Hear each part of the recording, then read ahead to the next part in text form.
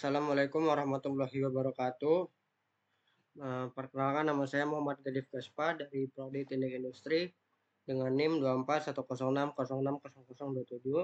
Jadi sini saya akan menjelaskan sebuah program yaitu TK Inter, di mana dengan temanya itu absensi karyawan. Tapi sebelumnya di sini ada beberapa yang saya skip dan saya tidak saya jelaskan secara rinci karena sudah saya jelaskan pada modul sebelumnya.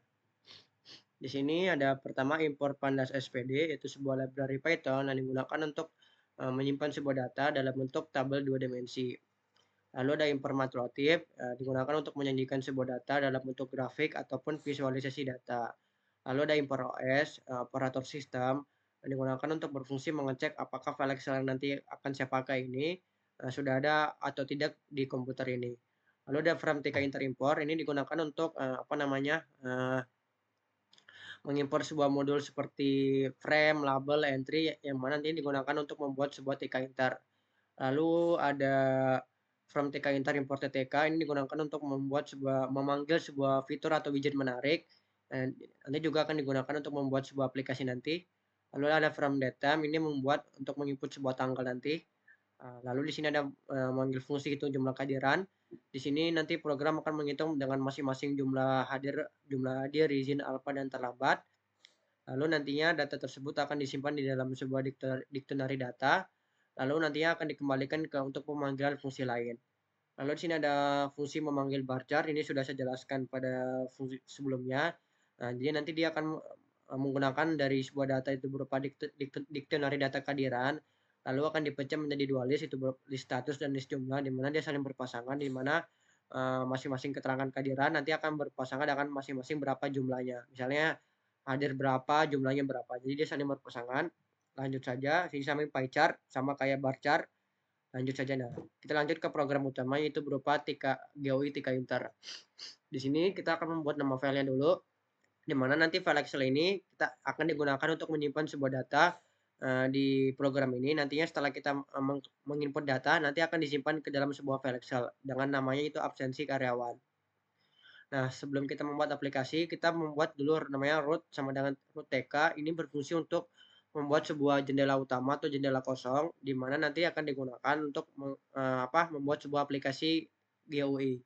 Nah, setelah itu kita akan membuat root title dengan judulnya itu berupa aplikasi absensi pegawai Madura Mart dengan root geometri dengan ukuran 900 kali 600 megapiksel dengan root config itu berarti dengan latar belakangnya warna putih. Nah, setelah kita membuat layar kosong, di sini kita akan membuat sebuah frame untuk menginput sebuah data, di mana di sini kita akan membuat sebuah layar frame kosong itu dengan latar belakangnya warna putih dengan horizontal dan 10 dengan vertikalnya 10. Jadi dia masing-masing ke atas bawah, kiri kanan itu masing-masing 10. Nah, lalu di sini setelah itu kita akan membuat frame input dengan jarak vertikalnya 10. Lalu setelah kita membuat frame kosong, di sini kita akan membuat frame itu dengan labelnya nama pegawai. Di mana di sini kita pada label nama pegawai ini kita akan meletakkannya dengan latar belakangnya warna putih, diletakkan pada baris 0 kolom 0. Nah, jadi dia akan diletakkan pada bagian atas pada bagian paling atas dan di sebelah kiri. Jadi dia akan diletakkan di sini. Nah, pertama nama pegawai dan paling atas. Ini baris 0 kolom 0. Nah, setelah itu ya di sini kita akan setelah kita membuat tabel nama pegawai kan kita perlu menginput misalnya nama pegawai namanya siapa yang ingin diinput. Nah, perlu kita membuat entry nama. Nah, entry nama ini dengan ketentuan ukuran tabelnya itu sekitar 25 karakter dengan jaraknya itu pada baris 0 kolom 1. Jadi dia akan diletakkan persis di kolom nama pegawai. Sini nama pegawai nih untuk entry nama. Jadi di sini nama pegawai dan ini entry nama. Jadi dia saling berpasangan ya. Nah, setelah kita membuat frame nama pegawai, di sini kita akan membuat frame label tanggal dengan formatnya yaitu tahun, bulan, tanggal. Di sini dia akan diletakkan pada baris 1 kolom 0. Jadi dia akan persis diletakkan di label itu di bawahnya nama pegawai dengan latar belakang warna putih. Jadi persis akan diletakkan di sini persis di bawah nama pegawai. Nah, setelah kita membuat tanggal, kan kita perlu menginput tanggal berapa, misalnya namanya Ahmad, tanggal berapa yang ingin kita masukkan. Nah, sini kita perlu membuat entry tanggal. Di sini dengan ketentuannya sama, sekitar 25 karakter ukuran tabelnya. dan dia akan otomatis dengan formatnya itu berupa tahun, tanggal, dan bulan.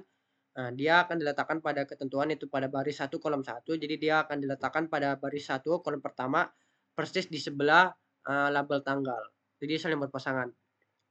Nah, setelah itu di sini kita akan membuat label status di mana sini dengan latar belakangnya warna putih dengan pada baris yaitu baris kedua kolom 0. Jadi dia akan diletakkan di pada label tanggal. Lalu di sini ada combo status sama dengan TTK combo box. Nah, fungsi dari combo box ini adalah sebelumnya dia berasal dari modul yaitu dari ini from TK Inter import TTK message box. Jadi dia itu berfungsi untuk mengimpor atau membuat sebuah widget atau fitur menarik untuk membuat sebuah aplikasi. Nah, TTK combo box ini adalah di sini kan ada frame import, ini ada berupa values. Nah, values ini kan berupa beberapa opsi. Jadi ntar keterangan keajaran itu ada berupa hadir, terlambat, izin, dan alpha. Nah, fungsi dari TTK dan combo box ini adalah kita user itu bisa memilih lebih dari satu opsi. Jadi ini ada opsi hadir, terlambat, izin, dan alpha. Jadi kita bisa memilih lebih dari satu opsi. Nah, di sini dia akan diletakkan pada baris 2 kolom 1. Nah, jadi dia itu akan saling urut ya. Jadi nama pegawai, tanggal status, urut. Lalu nanti untuk input entry-nya sama-sama dia akan berpasangan di sebelah kanan. Jadi dia saling berurutan dan saling berpasangan. Nah, setelah itu di sini kita akan membuat sebuah frame tabel atau tree view.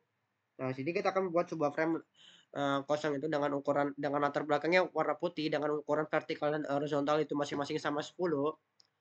Nah, di sini frame tabel pack di sini ukurannya nanti dia akan menyesuaikan dengan jendela utama. Jadi nanti ukuran vertikal dan horizontalnya dia akan menyesuaikan dengan jendela utama GUI ini. Nah, lalu sini kita akan membuat kolom yaitu nama, tanggal, status, dan makan. Jadi di sini kan urut ya. Di sini ada nama, tanggal, status, uang makan. Jadi dia saling berurutan.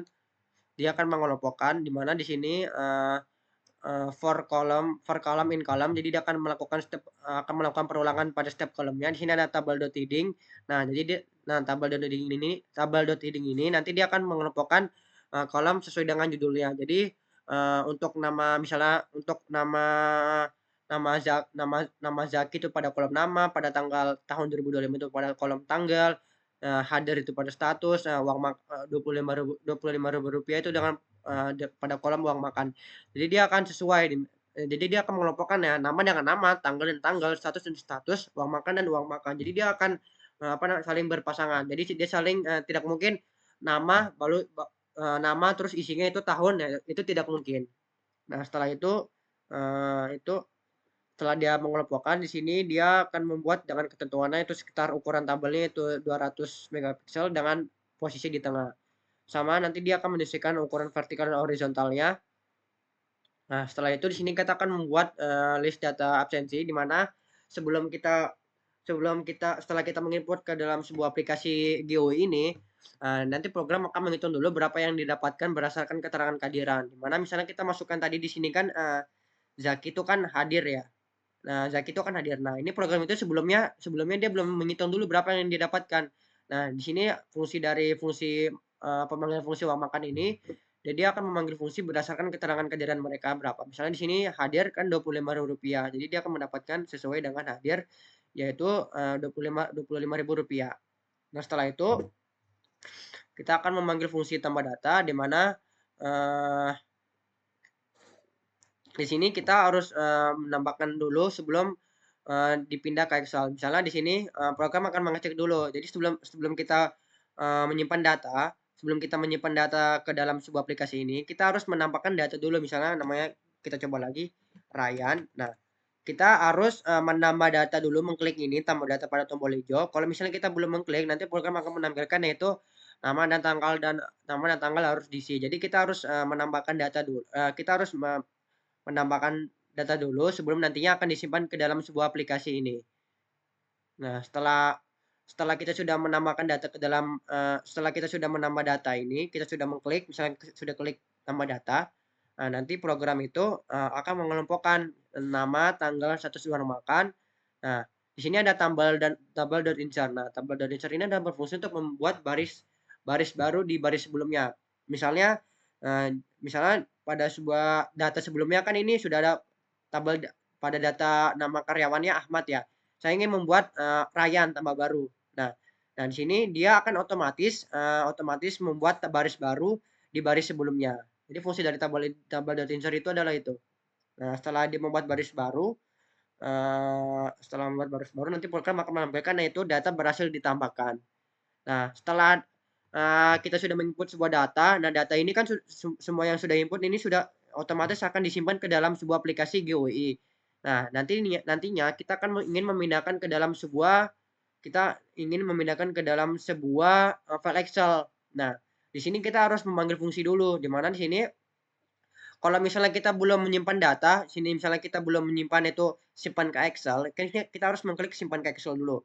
Nah, ini kan ada Zaki, Ahmad, dan Rahyan. Nah, misalnya kita belum mengklik simpan ke Excel, nanti program akan menampilkannya belum ada data untuk disimpan. Jadi kita harus menyimpan dulu. Nah, contohnya di sini.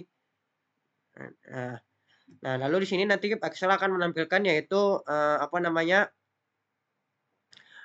Nanti program akan membuat sebuah data frame di dalam file Excel itu berupa data frame itu berupa baris dan kolom. Setelah dia membuat data frame, nanti program akan mengecek dulu apakah file Excel yang kita pakai ini apakah ada atau tidak sebelumnya di komputer kita. Misalnya ditemukan ternyata file yang sama, nanti dia akan menggabungkan file Excel lama dan baru. Nah, setelah dia menggabungkan nanti program akan menampilkan yaitu data berhasil disimpan ke dalam file Excel kita. Nah, lalu sini kita akan membuat fungsi tampilkan diagram untuk membuat grafik bar chart.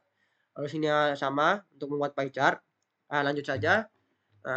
Di sini ada frame tombol aksi. Nah, ini frame ini digunakan untuk membuat fitur tambahan di mana di sini nanti di aplikasi kita bisa memilih kita ingin apa. Misalnya di sini kita ingin tambah data, nanti otomatis akan menambahkan data ke dalam aplikasi ini. Ya, kita ingin menyimpan ke sebuah Excel, misalnya di sini kan ada 4 ya frame buttonnya, tambah data, simpan ke Excel, tampilkan diagram dan pie chart per tanggal. Jadi kita bisa memilih ingin tambah data, simpan ke Excel, tampilkan diagram atau pie chart per tanggal.